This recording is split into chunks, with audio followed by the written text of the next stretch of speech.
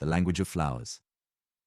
On a quiet street nestled in the heart of Paris, a small flower shop named L'Éclat des Fleurs stood as a beacon of color and fragrance.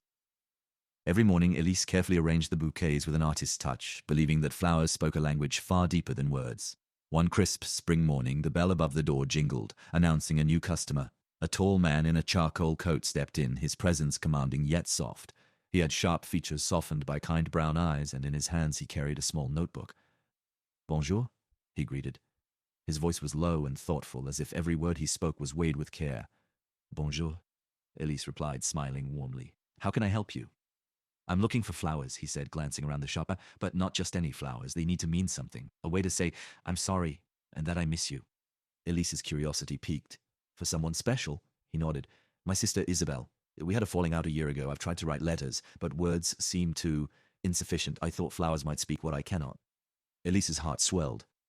She admired people who sought meaning in the little things.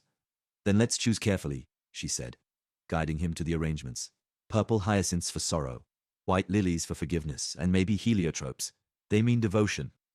As they worked together, Elise learned his name was Julian. He was a writer, though he confessed that words often eluded him when they mattered most. His fingers were ink-stained, his laugh soft and rare, but when it came, it lit up the shop. By the time the bouquet was complete, an hour had passed, though neither noticed. Julian handed her a 10-euro note, but Elise shook her head. "This one is on the house," she said, "for reconciliation." He hesitated, then nodded, gratitude shining in his eyes. "Thank you, Elise. Truly." Days turned into weeks, and Julian began visiting the shop more often. At first, it was under the guise of needing flowers for his sister, then for a neighbor, and later he sheepishly admitted, for no reason at all. "Do you believe flowers can speak for love?" he asked one day, his eyes lingering on hers. "I do," Elise replied softly, her heart quickening.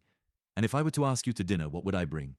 Elise blushed, her hands brushing against a bundle of roses. "Red camellias," she said. "They mean you're in my heart?"